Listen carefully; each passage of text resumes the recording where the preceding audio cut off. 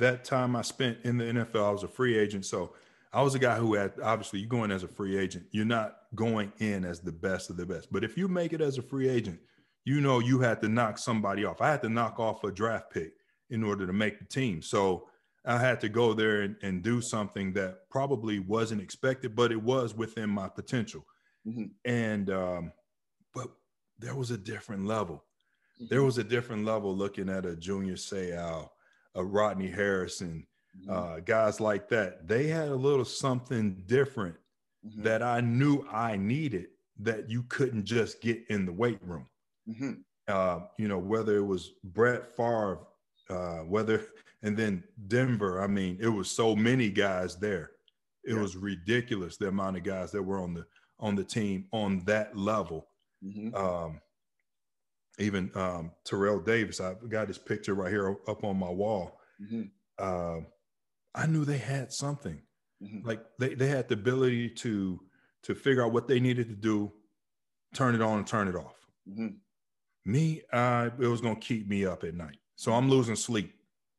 And now I'm going to wake up early. Now I'm more tired. Now I'm more anxious. Now I'm not performing as well. Now I'm repeating mistakes. Well, what is it about the best of the best? Because I watched them work. They weren't out working many people.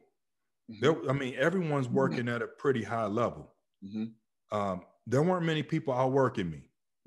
There were some people outthinking me.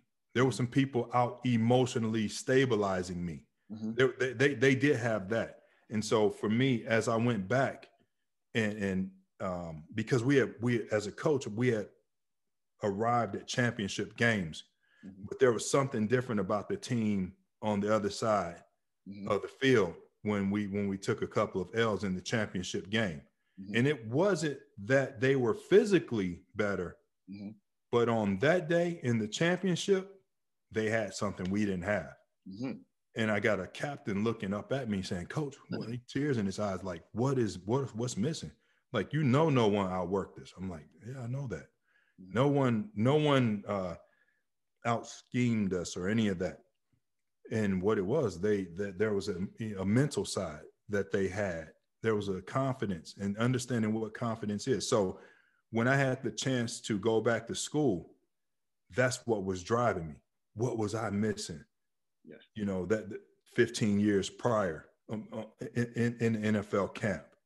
What was I missing? And I had a chance to study guys that I had coached that I knew they had something like, you know, hey, I want you to be able to have something I didn't have. And what is it that you have?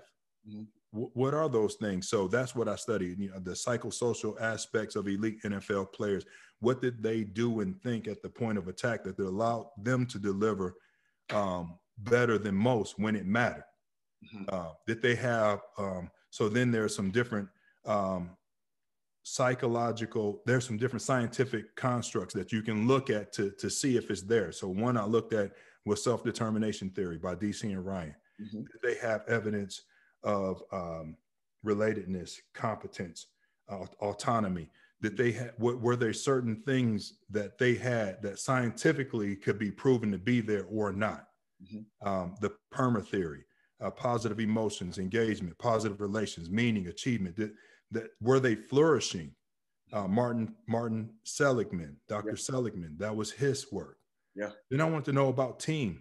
Did team matter to them? What's team cohesion? Team cohesion is task cohesion plus social cohesion. Did team matter to them? Did their relationships with their coaches matter?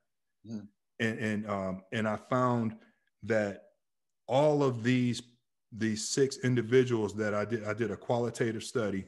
I did interviews, and then I coded what they were saying, and then came up with different themes. And I came up with one general overall theme. It's something that they all said I was not expecting them to say. And they said in some version, they play for the name on their back, which is the opposite, because we hear in sports from coach, hey, it's all about the name on the front, not the back. So it's only about the school, not your family. But the elite lead with that. Like, it's about their name. Like maybe their dad wasn't there and their last name doesn't mean anything, and they want it to mean something. Like, Dad, you didn't do anything with the family name, but I'm going to do something with the family name. So when they call my name out, which is our name, just know I put it up there. So when I go out here to deliver, I'm trying to make mom proud. I got kids. I have kids that I want them to be proud. I have daughters and sons that want to be proud. I want them to be proud of this last name. I'm trying to build a company and a corporation and a brand here. I'm trying to leave a legacy. When I walk into the locker room and I see my last name on that jersey, I drop tears. When my name is called, my two older brothers, they didn't do well with the family name. They brought shame to the family name. I'm trying to bring honor to the family name.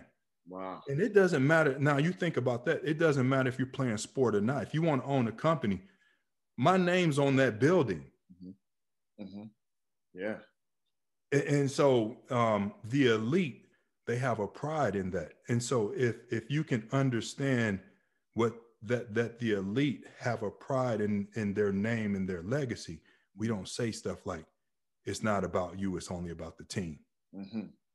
We don't say stuff like, it's not about the name on the back, only the name on the front. Because you know that the elite team matters to them. Them developing relationships matters to them. Them being self-determined and driven to be the best matters to them. And so you, as a coach, if you know that the best of the best possess that and it's driving them, then you might want to encourage that in the rest of the team.